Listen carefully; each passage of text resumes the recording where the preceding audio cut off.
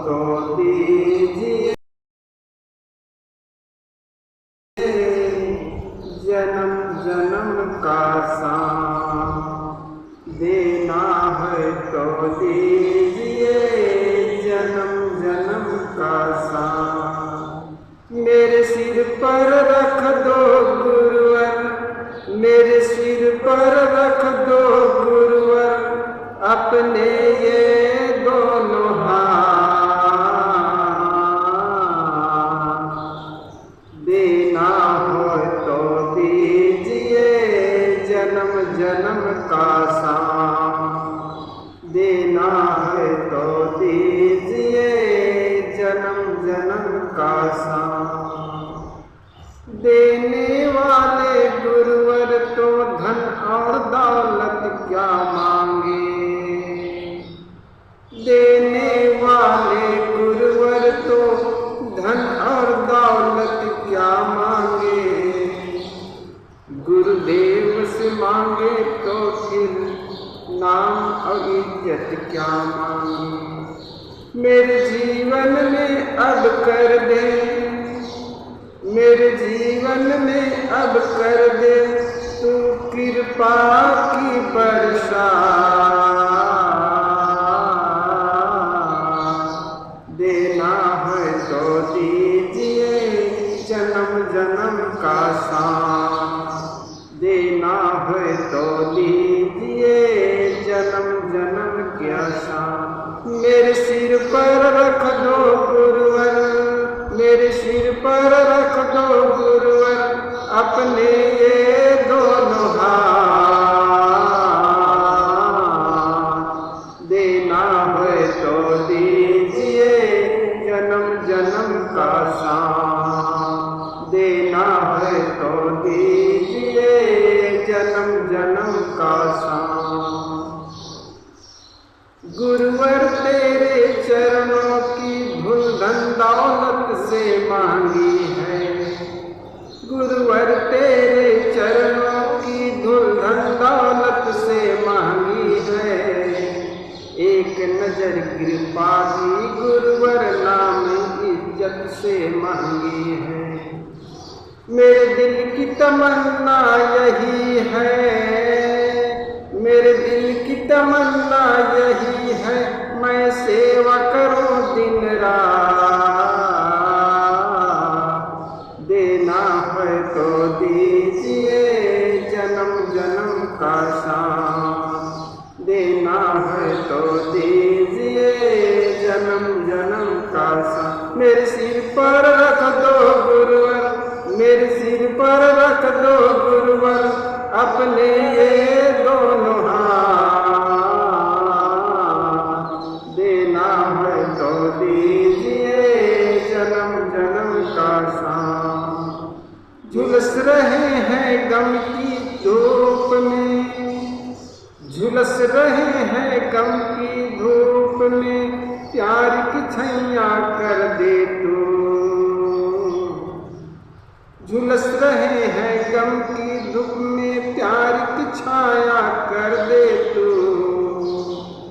बिन पानी के नाव चलेगा, अब पतवार पकड़ ले तू। मेरा रास्ता रोशन कर दे, मेरे रास्ता रोशन कर दे, छाई अंधियारी रात।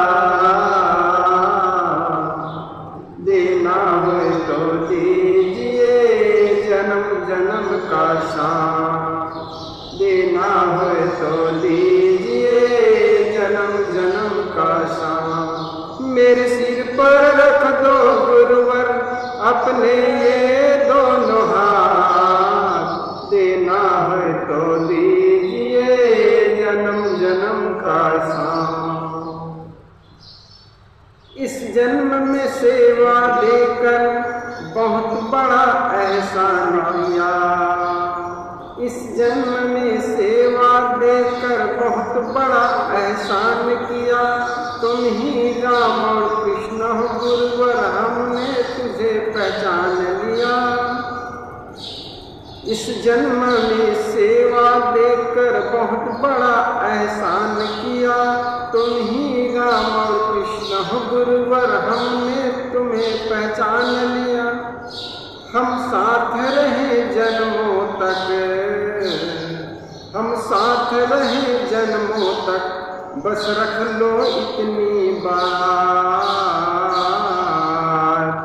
देना है तो दीजिए जन्म जन्म का साथ, देना है तो दीजिए जन्म जन्म का साथ। मेरे सिर पर रख दो गुरुवर अपने ये दोनों हाथ, देना है तो दीजिए जन्म जन्म का शान।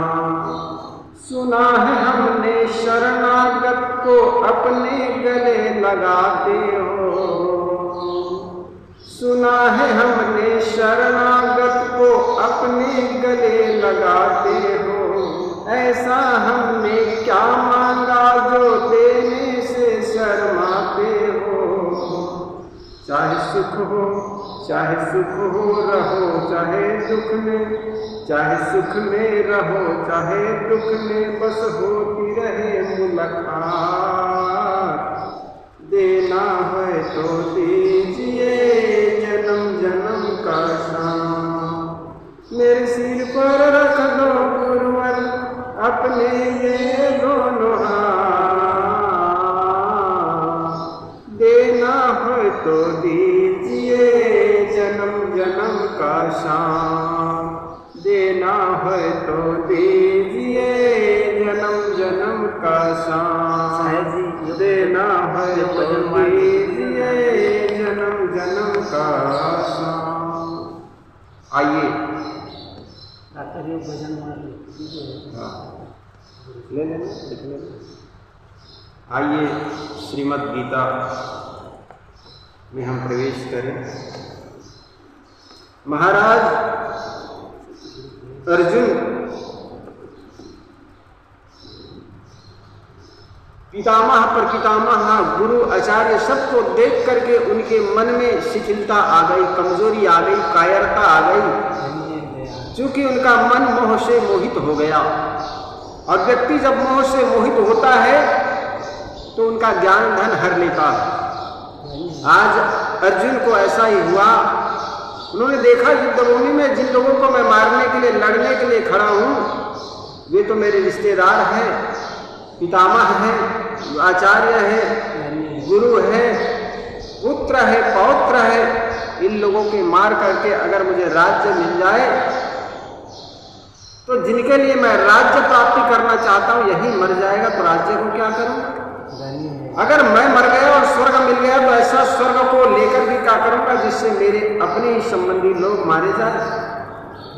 इस प्रकार के उनके मन में कायरता आ गई। कायरता रूप दोषों से तिरस्कृत स्वभाव वाला, धर्म के विषय में मोहित अंतःकरण वाला आपसे पूछता हूँ कि जो निश्चित कल्याण करने वाली हो वह बात मेरे लिए कहिए। मैं आपका शिष्य हूँ, आपकी शरण हूँ, मुझे शिक्षा दीजिए प्रभु। हे केशव, मैं तो अज्ञानी हूँ, मैं भूल करूँगा, मुझसे भूल होगी, लेकिन राह बताना आपका दायित्व बनता है क्योंकि आप मेरे गुरु रूप हैं। इस प्रकार दुर्योधन अर्जुन विनय कर रहे हैं। नाहि प्रपश्यामि, यहाँ पर अब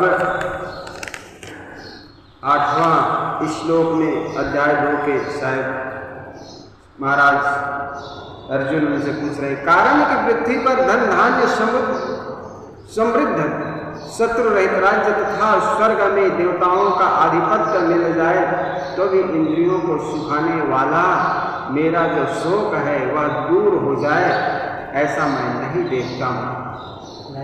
देखो ये सब मिल जाए, मुझे धन धान्य से संपन्न राज्य मिल जाए, शत्रु से रहित राज्य मिल जाए या स्वर्ग मिल जाए जहाँ पर देवताओं का आधिपत्य है, ऐसी जगह मिल जाए तो भी इंद्रियों को सुखाने वाला मेरा जो शोक है वह दूर हो जाए, ऐसा मैं नहीं देखता हूँ। ये सब मिलने के बावजूद भी मेरी मेरे दुख है, मेरा पश्चाताप है, ये समाप्त नहीं होगा केशव। हे शत्रुपात, धृतराष्ट्र ऐसे कहकर निद्रा को जीतने वाले अर्जुन अंतर्यामी भगवान गोविंद से मैं युद्ध नहीं करूंगा ऐसा साफ साफ कहकर चुप हो गया। धन्य संजय धृतराष्ट्र को कह रहे हैं कि इस प्रकार की याचना, निवेदन, हिंसापूर्ण बातें और कायरतापूर्ण बातें करके युद्ध न करने का प्रस्ताव अर्जुन कृष्ण के सामने रख दिए। अब इस प्रकार जब अर्जुन युद्ध करने के लिए शाप मना कर दिया, तब उनके बाद क्या हुआ उसको संजय आगे श्लोक में बताते हैं। तमुवाच हर्षिकेशः प्रहर्षन् भारत, हे भारतवंशियों, भव धृतराष्ट्र दोनों सेनाओं के मध्य भाग में विषाद करते हुए उस अर्जुन के प्रति हंसते हुए से भगवान कृष्ण यह आगे कहे जाने वाले वचन बोले। कृष्ण उवाच, भगवान उवाच। आगे देखो महाराज कृष्ण क्या कहे, तुमने शोक न करने योग्य शोक किया है और विद्वान की बातें बोलते हो। जिनके प्राण चले गए उनके लिए और जिनके प्राण नहीं गए हैं उनके लिए पंडित लोग शोक नहीं करते। आशोच्य नौ सोच्यत्व, आशोच्यतम न सोच्यतम प्रज्ञावादम च भाषे। जो असोचनीय है, जिसके लिए नहीं सोचना चाहिए उसके लिए तुम सोच रहे हो, जिसके लिए सोचना चाहिए उसके लिए नहीं सोच रहे हो। बड़े विद्वान जैसी बातें करते हो। गता सुन च नासु सोचंती पंडिता। तुमने शोक न करने योग्य शोक किया और विद्वान जैसी बातें करता। जिनके प्राण चले गए हैं उनके लिए और जिनके प्राण नहीं गए उनके लिए पंडित लोग शोक नहीं करते। क्या करें, देखो महाराज कृष्ण, तुम शोक करते हो। जिनके लिए शोक नहीं करना चाहिए उसके लिए शोक करते हो, जिसके लिए शोक करना चाहिए उसके लिए शोक नहीं करते हो। और बड़ी विद्वान कैसे बातें करते हो। गतासु न गतासुचस्य, जो चले गए, जिसके प्राण निकल चुके हैं और जिनके प्राण नहीं निकले हैं उनके लिए शोक करना पंडित लोग निंदनीय समझते हैं। उनके लिए शोक नहीं किए जा सकते। मनुष्य को शोक तब होता है जब वह संसार के प्राणी पदार्थों में दो भाग कर देता है और ये मेरा है और ये मेरा नहीं है। ये मेरे निजी कुटुंब है और ये मेरी निजी कुटुंब नहीं है। ये हमारे वर्ण के हैं और ये हमारे वर्ण के नहीं है। ये हमारे आश्रम के और वो हमारे आश्रम के नहीं है। ये हमारे पक्ष के हैं, वो हमारे पक्ष के नहीं है। जो हमारे होते हैं उसमें ममत्व, कामना, प्रिय, आसक्ति होती है। इन ममत्व, कामना आदि की शोक, चिंता, भय, उद्वेग, हलचल, संताप आदि दोष पैदा होते हैं। ऐसा कोई भी दोष अनर्थ नहीं जो ममता, कामना आदि से पैदा ना हो। यह सिद्धांत है। गीता में सबसे पहले धृतराष्ट्र ने कहा कि मेरे और मेरे पांडव के पुत्रों युद्ध भूमि में क्या किया। यदि पांडव धृतराष्ट्र को अपने पिता से भी अधिक आदर दृष्टि से देखते थे। वे यद्यपि धृतराष्ट्र के मन में अपने पुत्र के प्रति ममता थी, अतः उनका अपने पुत्रों और पांडवों भेद भावपूर्ण पक्षपात था कि ये मेरे हैं और वो मेरे नहीं। एक बार कहा था ना धृतराष्ट्र तो कहा था कि पांडव भी तो तुम्हारे ही पुत्र समान है। पितामह ने कहा, पितामह को कहा था धृतराष्ट्र ने कि पुत्र होना और पुत्र समान होना में दोनों अंतर होता है ना पितामह। यद्यपि धृतराष्ट्र ने मन में पुत्रों के प्रति ममता थी, अतः पुत्रों में और पांडव पुत्र में भेदभाव पूर्ण पक्षपात था कि ये मेरे हैं और वे मेरे नहीं हैं। जो ममता धृतराष्ट्र में थी वही ममता अर्जुन में भी पैदा हुई, परंतु अर्जुन की ममता धृतराष्ट्र की ममता के समान नहीं थी। अर्जुन में धृतराष्ट्र के पक्षपात नहीं था, अतः वे सभी को स्वजन कहते हैं। दृष्ट वेमम स्वजनम, अर्थात दुर्योधन आदि तो स्वजन कहते हैं। स्वजन ही कथम हत्वा, मैं स्वजनों को किसको हत्या करूं? सुखिनः श्याम माधव, हत्या करने से, मेरे अपने स्वजनों की हत्या करने से मुझे सुखी कहाँ मिलेगी माधव? संपूर्ण कुरुवंशियों में ममता थी और उस ममता के कारण ही उनके मरने की आशंका में अर्जुन को शोक हो रहा है। इस शोक को मिटाने के लिए भगवान ने अर्जुन को गीता का उपदेश दिया, जो इस 11वें श्लोक में से आरंभ होता है और उनके अंत में भगवान उसी शोक को अनुचित मानते हुए कहेंगे कि तू केवल मेरे ही आश्रय ले और शोक मत कर। माँ सूचा तो शोक मत कर, कारण कि संसार का आश्रय लेने से ही शोक होता है। अन्याय भाव से मेरा आश्रय लेने से तेरे शोक चिंता सब मिट जाएंगे। आशोच्य नव सोचन, इसमें संधि विच्छेद करने देते हैं। आशोच्यान अनवशोचा च प्रज्ञावान, आशोक करने योग्य बातों को तुम शोक कर रहा है। संसार मात्र में दो चीज है, सत और असत, शरीरी और शरीर। इन दोनों में शरीरी को अविनाशी है और शरीर विनाशी है। शरीरी मतलब शरीर को धारण करने वाले चेतन आत्मा, और शरीर मने जड़ चीज। ये 5 तत्वों से निर्मित जिसे आप देख रहे हो, ये शरीर गंदगी का पिटारा, ये नाशमान है। और शरीरी अर्थात इस शरीर को धारण करने वाला चेतन आत्मा वो अविनाशी है। ऐसे दोनों ही अशोच्य है। इन दोनों में शरीरी अविनाशी है और शरीर विनाशी है। ये दोनों ही अशोच्य है, इसके लिए शोक करने योग्य जैसा नहीं।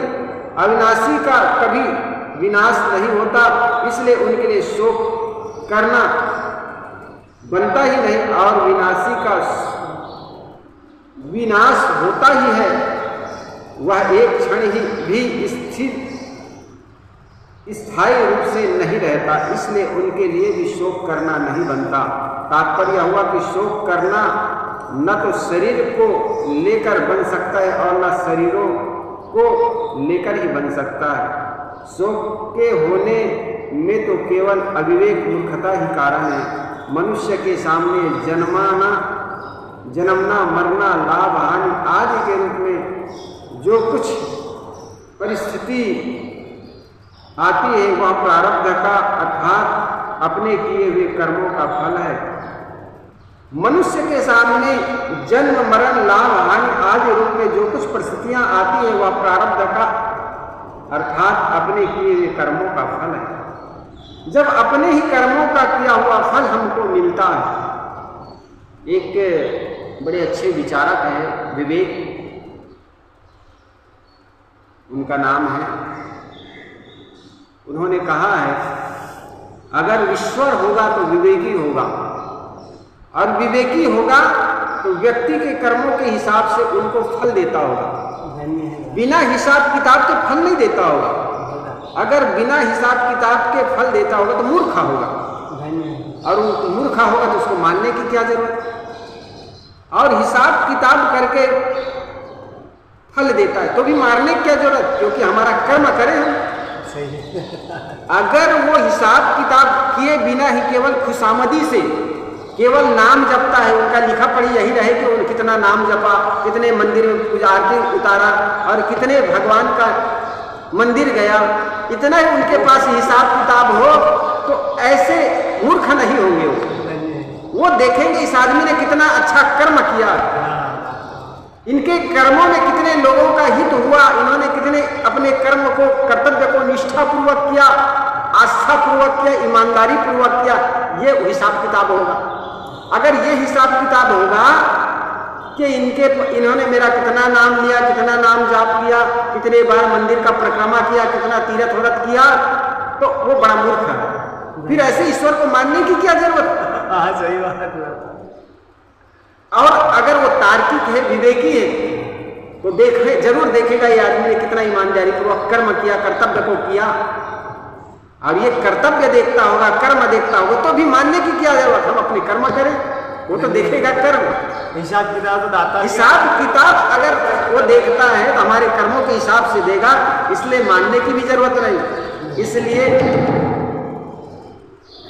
कर्म अपना कर्म करेगा, दुनिया से जाने वाला। लेको देखो दाता लेको देखो। इसलिए बंदे तेरे हाथों में केवल कर्म है, तू कर्म करता चल, फल की चिंता मत कर। इस प्रकार मनुष्य के सामने जन्म, मरण, हानि, लाभ आदि के रूप में जो परिस्थितियां आती, वह प्रारब्ध अर्थात अपने कर्मों का ही फल है।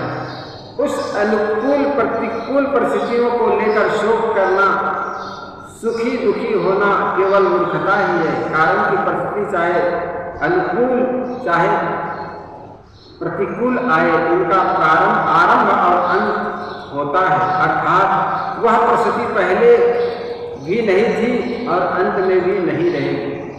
जो परिस्थिति आदि में और अंत में नहीं होती, वह बीच में एक क्षण भी स्थायी नहीं होती। अगर स्थायी होती तो मिटती कैसे, और मिटती है तो स्थायी कैसे? ऐसी प्रतिक्षण मिटने वाली अनुकूल प्रतिकूल परिस्थिति को लेकर हर्ष शोक करना, सुखी दुखी होना केवल मूर्खता है। एक तरफ तो तू पंडित की तरह बात करता है, बातें बढ़ा रहा है, और दूसरी तरफ शोक भी कर रहा है। अतः तू केवल बात ही बनाता है, वास्तव में तू पंडित नहीं है। क्योंकि जो पंडित होता है वे किसी के लिए भी शोक नहीं करता। कुल का नाश होने पर कुल धर्म नष्ट हो जाएगा, धर्म के नष्ट होने पर स्त्रियां दूषित हो जाएगी, जिससे वर्ण संकर पैदा होगा। वह वर्ण संकर कुलघातियों को और उनके कुल को नरकों में ले जाने वाले होगा। पिंड और पानी का न मिलने से उनके पितरों का भी पतन हो जाएगा। ऐसे तेरी पंडित जैसे खूब बातें करता है, बातों से तो तू बड़ी सिद्ध होता है कि तू बड़े सिद्ध होता है कि शरीर नाशवान है और शरीरी अविनाशी है। अगर शरीरी स्वयं अविनाशी ना होता तो कुल घाती और कुल के नरकों में जाने का भय नहीं होता, पितरों का पतन होने की चिंता नहीं होती। अगर तुझे कुल की और पितरों की चिंता होती है, उसका पतन होने का भय होता है, तो इससे सिद्ध होता है कि शरीर नाशवान है और उसमें रहने वाला शरीर ही नित्य है। अतः शरीर के नाश को लेकर तेरा शोक करना अनुचित है। गता शिक्षा सबके पिंड प्राण वियोग अवश्यम भावी है। इनमें से किसी भी पिंड प्राण का वियोग हो गया है और किसी का होने वाला है, अतः उनके लिए शोक नहीं करना चाहिए। तुमने तो शोक किया है, यह तुम्हारी गलती है। जो मर गए उनके लिए शोक करना तो महान गलती है, कारण कि मेरे मरे हुए प्राणियों के लिए शोक करने से उन प्राणियों को दुख भोगना पड़ता है। जैसे मृत आत्मा के लिए जो पिंड और जल दिया जाता है वह उनको परलोक में मिल जाता है, ऐसे ही मृत आत्मा के लिए जो कफ और आंसू बहाते हैं वो मृत आत्मा को परवश होकर खाने पीने पड़ते हैं। तो अभी जी रहे हैं उसके लिए भी शोक नहीं करना चाहिए, उसका भी पालन पोषण करना चाहिए, प्रबंध करना चाहिए। उनकी क्या दशा होगी उनका भरण पोषण कैसे होगा, उनकी सहायता कैसे होगी। अतः चिंता शोक कभी नहीं करनी चाहिए, क्योंकि चिंता शोक करने से कोई लाभ नहीं। इस प्रकार गीता में महाराज कृष्ण कह रहे हैं, जो चले गए और जो गए नहीं, अर्थात जो मर गए और जो मरा नहीं, दोनों के लिए शोक करना व्यर्थ है। क्योंकि जो चले गए उनको अपने कर्मों के हिसाब से उनको अपना फल मिलेगा, और जो मरा नहीं है वो भी अपने प्रारब्ध के अनुसार सुख और दुख भोगेगा। फिर तो दोनों के लिए शोक करना गलत है आपका। मेरे शरीर के अंग शिथिल हो रहे हैं, मुख सूख रहा है, आदि विकारों के पैदा होने से में मूल कारण है शरीर के साथ एकता मानना, ममता हो जाना। कारण कि शरीर के साथ एकता मानने से ही शरीर का पालन पोषण करने वालों के साथ अपनापन हो जाता है, और उस अपनेपन के कारण कुटुंबियों के मरने की आशंका से अर्जुन के मन में चिंता हो रहे हैं।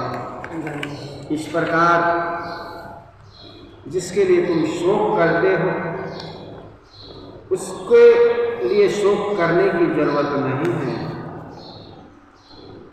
आगे भगवान कृष्ण कहते, ना त्वे वहं जातु नाशं ना त्वम्ने मे जनाधिपा ना च न भविष्यामः सर्वे वयामता परम्। किसी काल में मैं नहीं था,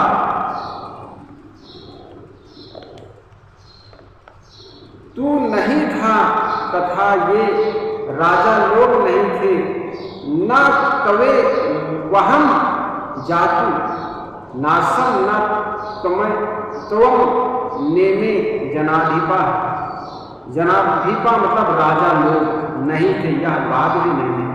और इसके बाद मैं, तू और राजा लोग हम सभी नहीं रहेंगे, यह बात भी नहीं है। अर्जुन, तू क्या समझता है किसी काल में हम नहीं थे, या तू नहीं था, या राजा लोग नहीं थे? और हम लोग नहीं रहेंगे, शरीर नहीं रहेगा, तो भी क्या मैं, तू और ये राजा लोग नहीं रहेंगे? ऐसी बात नहीं है। शरीर के न रहने पर भी तो था, शरीर है तब तो तू है ही, और शरीर नहीं रहेगा तो भी तुम्हारा अस्तित्व रहेगा, समाप्त नहीं हो जाएगा। यहां मैं, तू और राजाओं लोग पहले थे, ऐसा कहने से ही काम चल सकता था, पर ऐसा न कहकर मैं, तू और ये राजा लोग पहले नहीं थे, ऐसी बात नहीं, ऐसा कहा गया है। इसका कारण यह है कि पहले नहीं थे, ऐसी बात नहीं, ऐसा कहने से पहले हम सब जरूर थे। यह बात दृढ़ हो जाती है। तात्पर्य यह हुआ कि नित्य तत्व सदा ही नित्य है। हमारी जो जीव आत्मा है वो सदा तत्व है, अविनाशी है, अजर अमर अखंड है। तात्पर्य यह हुआ कि नित्य तत्व सदा ही नित्य है, इसका कभी अभाव नहीं, अभाव था ही नहीं। जातु कहने का तात्पर्य भूत, भविष्य और वर्तमान काल में तथा किसी भी देश, परिस्थिति, अवस्था, घटना, वस्तु आदि में नित्य तत्व का किंचित मात्र भी अभाव नहीं हो सकता। यहाँ अहम पद देकर भगवान ने एक विलक्षण मात्र बात कही है। आगे चौथे अध्याय के 5वें श्लोक में भगवान ने अर्जुन से कहा है कि मेरे और तेरे बहुत से जन्म हुए हैं, पर इनको मैं जानता हूँ, तू नहीं जानता। इस प्रकार भगवान ने अपना ईश्वरपना प्रकट करके जीवों से अपने को अलग बताता है, परंतु यहाँ भगवान जीवों के साथ अपनी एकता बता रहे हैं। इसका तात्पर्य है कि वहाँ चौथे अध्याय में 5वें श्लोक में भगवान का आश्रय अपनी महत्ता विशेषता प्रकट करने में है, और यहाँ भगवान का आशय तात्विक दृष्टि से नित्य तत्व को जानने में है। भविष्य में शरीरों की ये अवस्था नहीं रहेगी, और एक दिन ये शरीर भी नहीं रहेंगे। परंतु ऐसी अवस्था में भी हम सब रहेंगे, यह बात नहीं है। अर्थात हम सब जरूर रहेंगे, कारण कि नित्य तत्व का कभी अभाव था नहीं और होगा भी नहीं। मैं तू और राजा लोग हम सभी पहले नहीं थे, यह बात भी नहीं है, और आगे नहीं रहेंगे, यह बात भी नहीं है। इस प्रकार भूत और भविष्य की बात तो भगवान ने कह दी, पर वर्तमान की बात भगवान ने नहीं कही। इसका कारण यह है कि शरीरों की दृष्टि तो हम सब वर्तमान में प्रत्यक्ष ही हैं, इसमें कोई संदेह नहीं, इसलिए हम सब कभी नहीं है, यह बात नहीं है, ऐसा कहने की जरूरत नहीं है। अगर तात्विक दृष्टि से देखा जाए तो हम सभी वर्तमान में हैं और ये शरीर प्रतिक्षण बदल रहे हैं। इस तरह शरीर से अलगाव का अभाव हमें वर्तमान में ही कर लेना चाहिए। शरीर रहते ही शरीर का छूट जाने का शुरू से ही जो आदमी अंत को देख लेता है, सौंदर्य में ही विकृति को देख ले, बचपना में ही बुढ़ापा को देख ले, और सुंदरता में ही बर्बादी को देख ले, विकास में ही बर्बादी को, पतन को देख ले, वो आदमी जीवन में कभी शोक नहीं करेगा। हम देखते हैं बचपना को, जवानी को, और जवानी और बचपना से व्यक्ति को मोह हो जाता है, लेकिन जब बुढ़ापा आता है तो बड़ा दोहरा जीवन कटता है, तो आंखों से आंसू आता है। क्यों? क्योंकि हमने बचपना और जवानी को सही मान लिया था। इसलिए हमारे संत कहते हैं, भजन कर मस्त जवानी में बुढ़ापा किसने देखा है, भजन कर मस्त जवानी में बुढ़ापा किसने देखा है, किसने देखा है भाई, हो किसने देखा है भाई, भजन कर मस्त जवानी में बुढ़ापा किसने देखा है। हाथ से लूले हो जाओगे, हाथ ऐसा ही नहीं रहेगा, शरीर ऐसा ही नहीं रहेगा जितना तुम्हारा सुंदर शरीर है। चमकते चेहरे को देखकर आदमी बड़ा आकर्षित हो जाता है। एक संत ने कहा था, चमकता हर चीज नहीं वह सोना होता है, चमक पर जो फिसले उसे का रोना होता है। चमकता हर चीज नहीं वह सोना होता है, चमक पर जो फिसले उसी का रोना होता है। इसलिए चमक दमक को देख करके भूल मत जाओ। चमक दमक में रानी रीझे है ना, भाव भक्ति में साधु रीझे, चमक धमक में रानी, और तीनों निपट अनाड़ी। तो जीवन में अगर शोक से मुक्त रहना चाहते हो, दुख से मुक्त रहना चाहते हो, तो किसी बदलते हुए चीजों को देखकर उनके यथार्थ को समझो, उससे मोह मत करो। शरीर में बचपना था, वो चला गया, जवानी आई वो भी जाने वाली है, अब बुढ़ापा भी आने वाला। इसका सम्मान करने के लिए, इसको स्वागत करने के लिए भी तैयार रहना चाहिए। जो जन्मा है सो निश्चित मरेगा, आए हैं सो जाएंगे राजा रंग फकीर, एक सिंहासन चढ़ चला एक बंधा जात जंजीर। जो उगे सो आथवे, फूले सो कुमलाए, जन्मे सो जो डही पड़े, जन्मे सो मर जाए। जो चुने सो डही पड़े, जन्मे सो मर जाए। कौन मृत्यु से बचता है, सबको जाना है। सिकंदर जैसे बादशाह ऐसा लगा था कि मैंने विश्व विजय प्राप्त कर लिया, लेकिन मूर्ख तूने अपने जीवन मृत्यु से क्या विजय प्राप्त कर लिया। बड़ा होशियार बनता है आदमी, विश्व विजय बनने के लिए निकला था, लेकिन जिन्होंने मौत पर किसका विजय हुआ, मौत तो आया, मौत तो आई ही। मौत के पहले मौत को मार जाना, मौत को समझ जाना, जीवन में चिता जले इसके पहले जीवन की चेतना को समझ जाना ही मौत को मौत के पहले मार देना। इसलिए जीवन रहते ही मौत को देख लो। जीवन की शुरुआत में ही अंत को, मौत को देख लेना। कब्रिस्तान के बाहर लिखा हुआ था, आना तो तुम्हें यही था, बड़ी देर कर दी आते आते, और तुझे अपनों ने ही जला गए जाते जाते। इसलिए जिसको अपना कहते हो ना, यहाँ कोई अपना नहीं। किसको अपना कहते हो, यहाँ कोई न तेरा अपना, माया की नगरी है जीवन एक सपना। उमा कहो सुन अनुभव अपना, सत हरि भजन जगत सब सपना।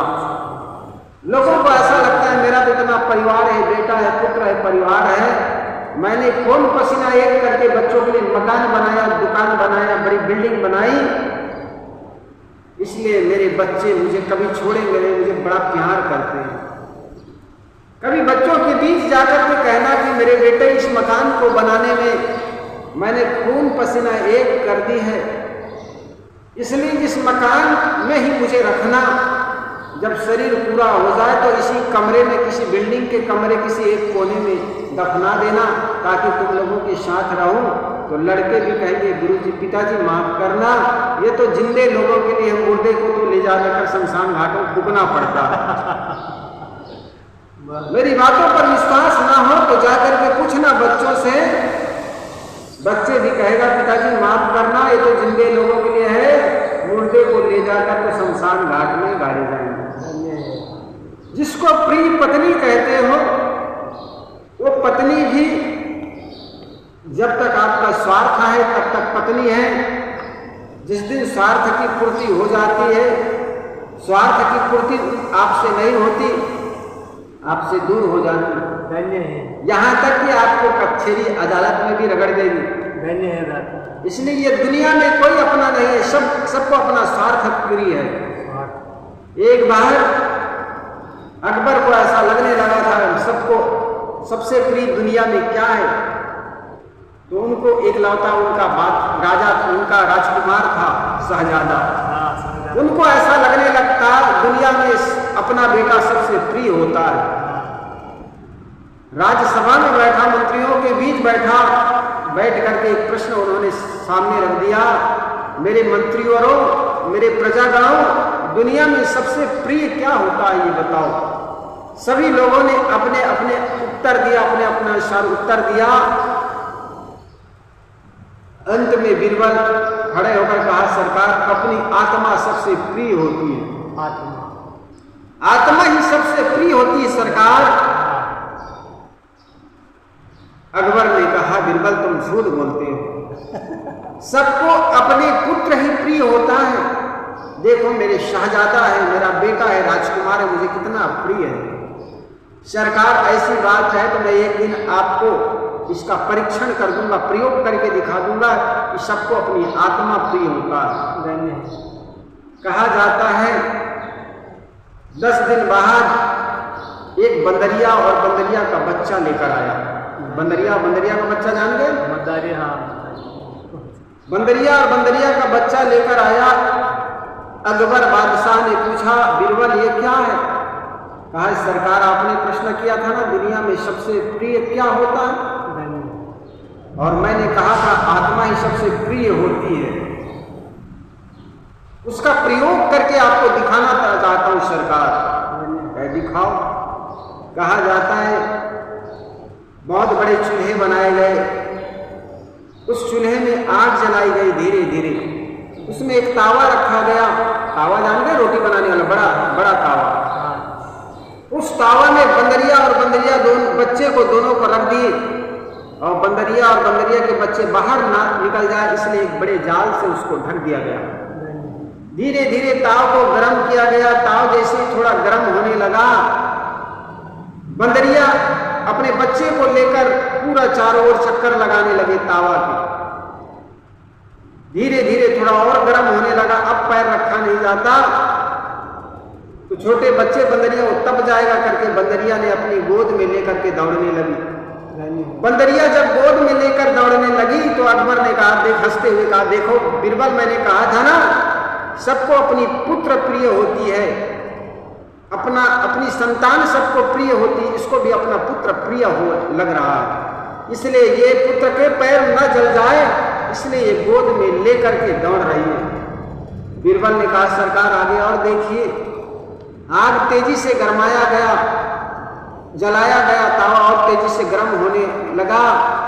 अब ऐसा लगा अब पैर तावा पर रखा नहीं जा सकता, तो बंदरिया ने अपने गोद में से बच्चे को नोच करके तावा के ऊपर रख करके उसी के ऊपर बैठ गई।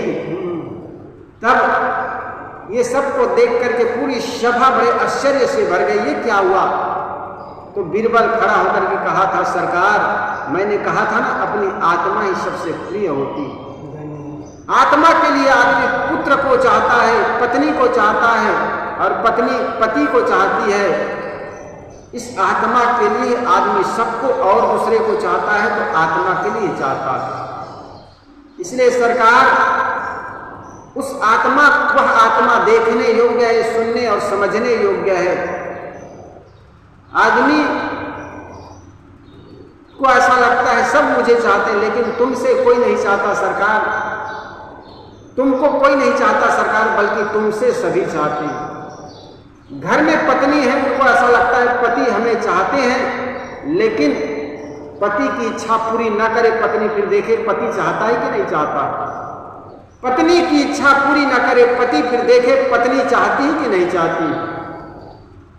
जब थक हार के काम करके ऑफिस से पति महाराज घर में आता है, पत्नी बच्चे गले लग जाते हैं, पापा पापा करके बच्चे गले लग जाते हैं, स्वामी करके पत्नी भी पास में आ जाती है।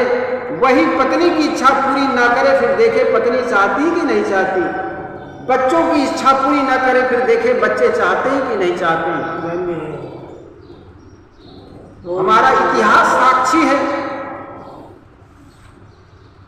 कि किस प्रकार एक राजा ने, मुस्लिम राजा ने अपने पिता को जेल में डाल दिया था, और कंस को ही देखो, अपने पिता को उन्होंने भी कंस जेल में डाल दिया था, उग्रसेन को। जब जब आदमी के स्वार्थ में बाधा आता है, पिता पुत्र पत्नी किसी को आदमी छोड़ता नहीं है। जिस दिन ऐसा लगता है कि हमारे स्वार्थ में, हमारी आत्मा में बाधा पड़ने वाला है, आदमी उसको जेल में डाल देता है, छोड़ देता है। तो ऋषि कहते हैं तुम्हें कोई नहीं चाहता, बल्कि तुमसे सभी चाहते हैं। याज्ञवल्क्य ऋषि हुए हैं, उनकी दो पत्नियां थी, एक कात्यायनी और एक मैत्री। मैत्री बड़ी विद्वान थी, विदुषी थी। कात्यायनी थोड़ा से भौतिक संपदा को पाकर के खुश रहने वाली खुश मिजाज की औरत थी। जब याज्ञवल्क्य चौथे पन को पार कर गए, 60 वर्ष को के आसपास आ गए, चौथे पन को प्राप्त कर गए, तो हमारे आश्रम में कहा गया है जब चौथे पन को प्राप्त हो जाए तो घर त्याग करके वानप्रस्थी हो जाना चाहिए। तो उन्होंने घर त्याग करके संपत्ति को, दोनों पत्नियों को बांट करके वनवास की ओर जाने लगे, जंगल की ओर जाने लगे, तपस्या करने के लिए, वनवास, वानप्रस्थी होने के लिए। तो कात्यायनी तो उनको धन को पाकर के बड़ा खुश हुआ, क्योंकि वो किस मिजाज की थी, संपत्ति से प्रसन्न रहती थी। लेकिन मैत्री बड़ी विदुषी थी, वो बैठ करके प्रश्न करने लगी कि स्वामी, जिस संपत्ति को छोड़ करके आप जा रहे हैं और हम दोनों को बांट करके जा रहे हैं, क्या इस संपत्ति से हमें सुख मिलेगी? इस धन से हमें क्या सुख मिलेगा? तब याज्ञवल्क्य ने कहा, देवी, तुम परम शांति चाहती हो तो सुन, पत्नी के लिए पत्नी प्रिय नहीं होती, बल्कि अपनी कामना के लिए पत्नी प्रिय होती है। धन के लिए धन प्रिय नहीं होता, बल्कि अपनी कामना के लिए आदमी धन को चाहता है।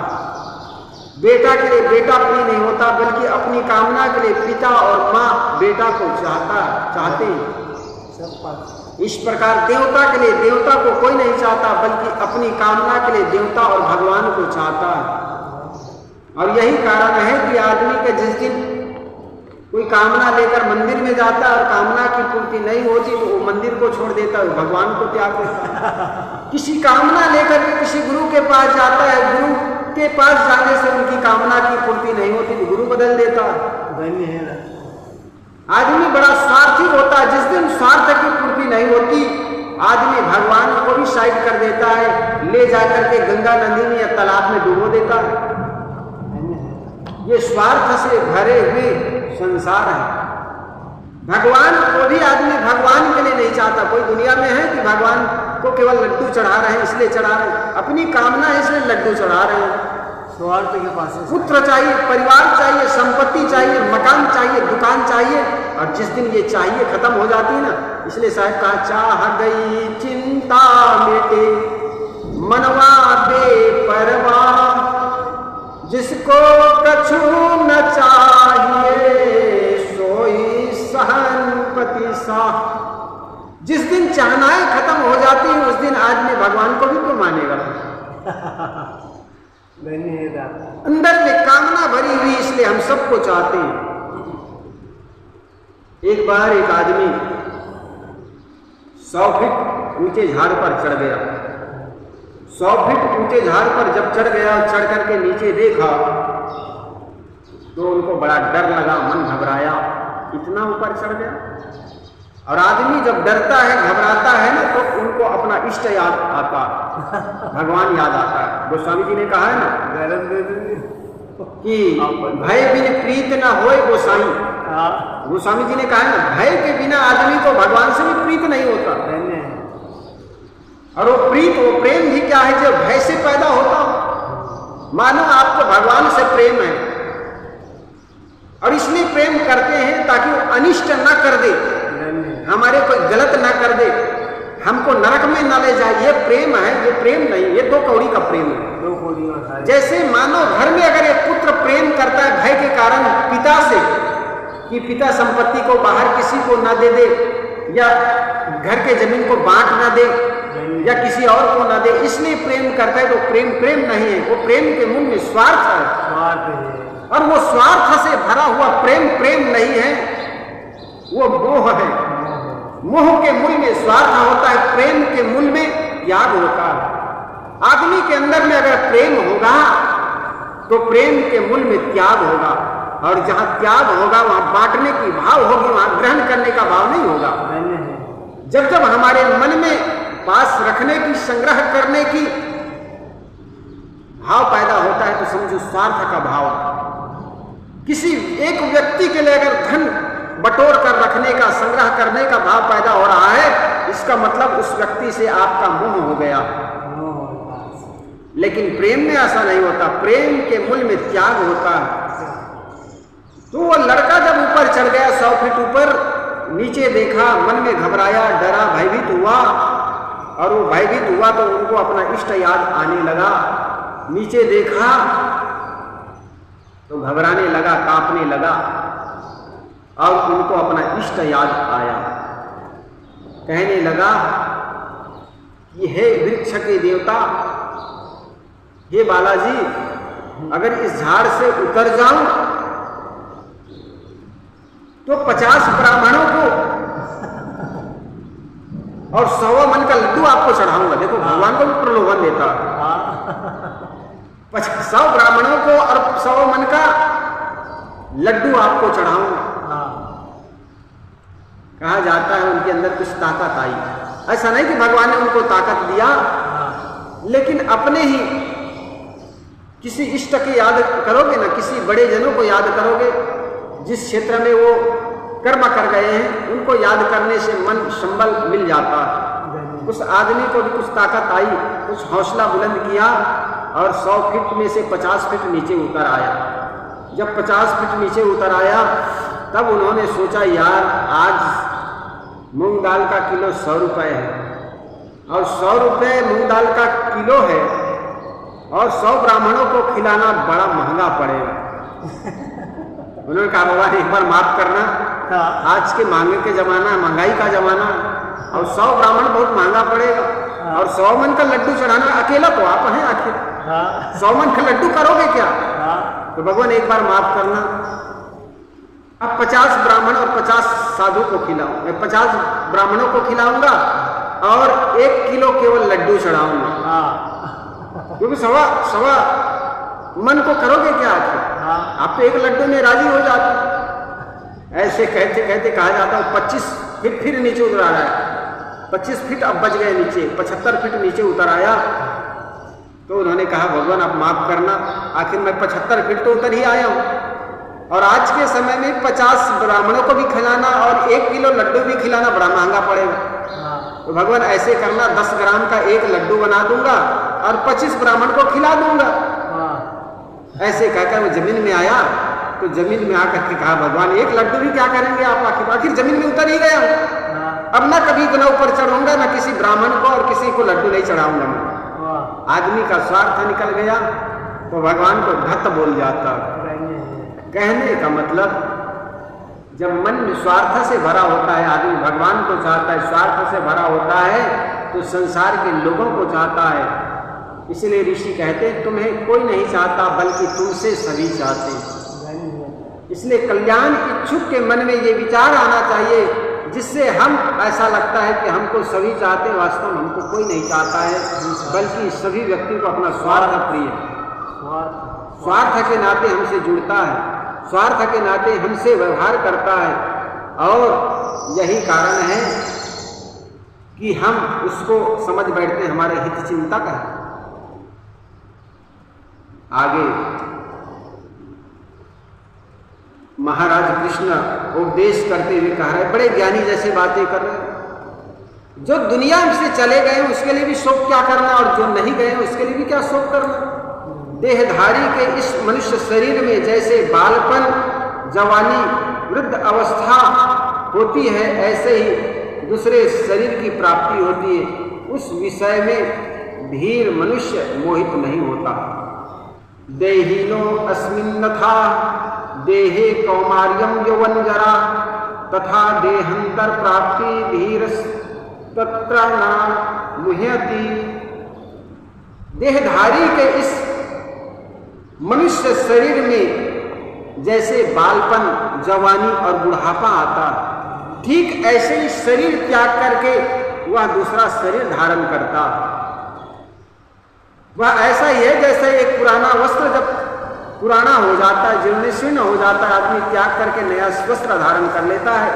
ऐसे ही ज्ञानी समझता है कि ये पुराना शरीर है, मृत्यु क्या है, पुराने वस्त्र को त्याग करके नवीन वस्त्र पकड़ना, धारण करना ही ये मौत है और इसके लिए शोक क्या करना। इस प्रकार महाराज कृष्ण शरीर के नश्वरता के बारे में वर्णन कर रहे हैं। आगे कहते हैं, हे काउंते, कुंती नंदन, इंद्रियों के विषय जड़ पदार्थ तो अनुकूलता और अनित्यता है।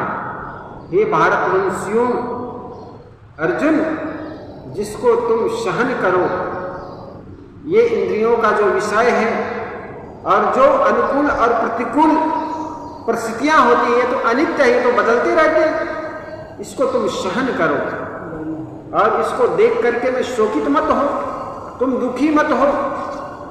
और तुम दुखी और शोकित हो रहे, इससे सिद्ध होता है कि तुम संसार के प्रकृति को के वास्तविकता को समझ नहीं रहे हो। याहीना व्यथा यत्तेत पुरुषम पुरुषाभ्य सम दुःखः सुखम धीरम।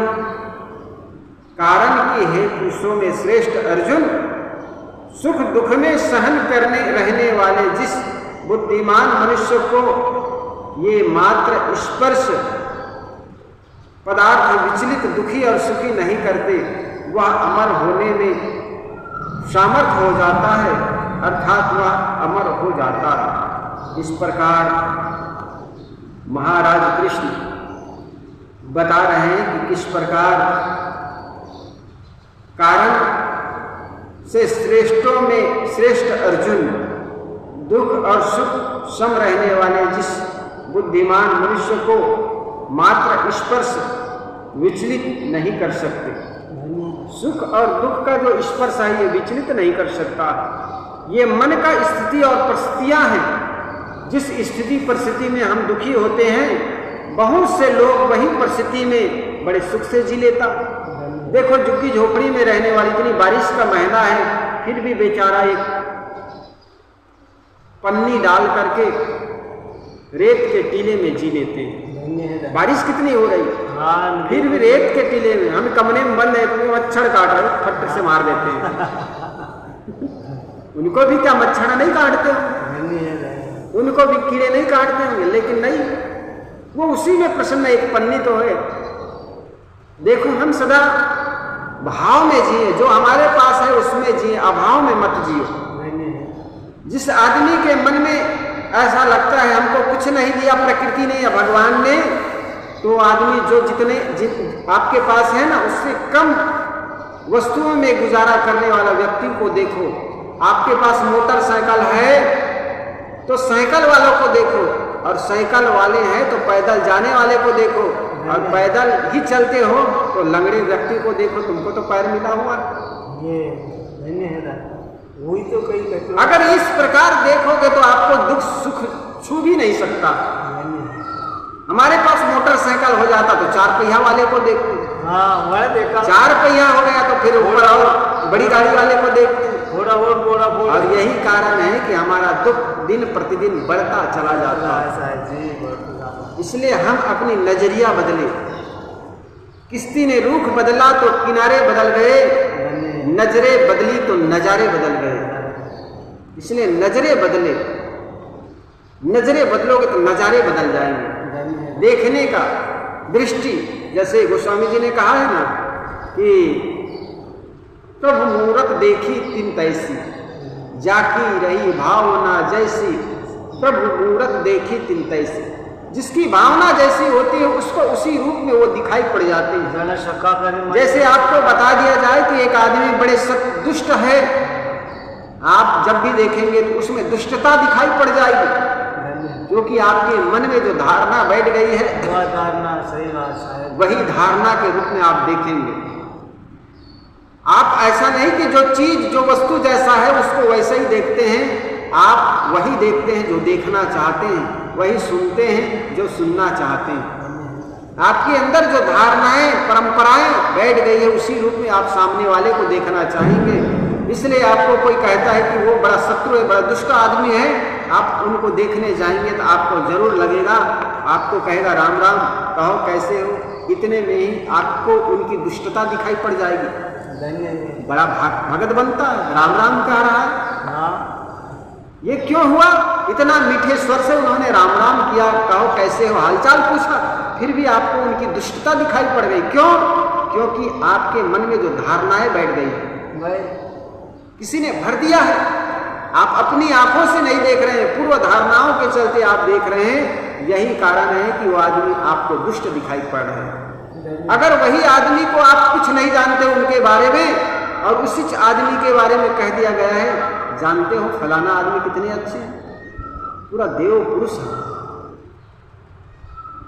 बड़े मीठी वाणी बोलता है, और उतनी ही मिठास से वो जब मिलते हो ना, कहो भैया राम राम, ठीक हो, वही शब्द कहता है पहले आपके अंदर में धारणाएं बनी थी ये गलत है, अब आपके अंदर में धारणाएं बैठ गई, वो देव पुरुष है, आपको बड़ा अच्छा लगता है, कितना मीठा बोल रहा है, हालचाल पूछ रहा है, आपका आधा दुख दर्द खत्म हो जाता। हमारी धारणाएं काम करती हैं। हम जिस डॉक्टर के पास जाते हैं या किसी आदमी से हमने 1000 बार सुने हैं वो डॉक्टर अच्छे हैं, वो डॉक्टर इलाज करने के पहले हंसते और मुस्कुराते हुए आता है, कहो भाई रामलाल ठीक हो, आधा दुख ऐसा लगता है डॉक्टर ने हर लिया। आपके दवाई तो बाद में काम करती है, डॉक्टर की इंजेक्शन तो बाद में काम करता है, पहले उनकी बात और उनका व्यवहार पहले काम करना शुरू कर देता है। इसलिए किसी से मिलो बड़े प्यार से मिलो। इस दुनिया में किनसे कब क्या मुलाकात हो जाए कौन जानता, कौन आपके दुख को हरण कर ले कौन जानता। इसलिए जब भी किसी से मिलो तो ऐसा लगे हम परमात्मा से मिल रहे हैं, इसलिए किसी ने कहा तुझ मेरा मुझ मेरा सब मेरा में समाया है, करने सभी से प्यार बंदे कोई नहीं पराया है। तुझ मेरा मुझ मेरा सब मेरा में समाया है, करने सभी से प्यार बंदे कोई नहीं पराया है, करने सभी से प्यार बंदे कोई नहीं पराया है। तुझ मेरा मुझ मेरा तुझ मेरा मुझ मेरा सब मेरा में समाया है, कर सभी से प्यार बंदे कोई नहीं पराया है, कर सभी से प्यार बंदे कोई नहीं पराया है। बोलिए सद्गुरुदेव की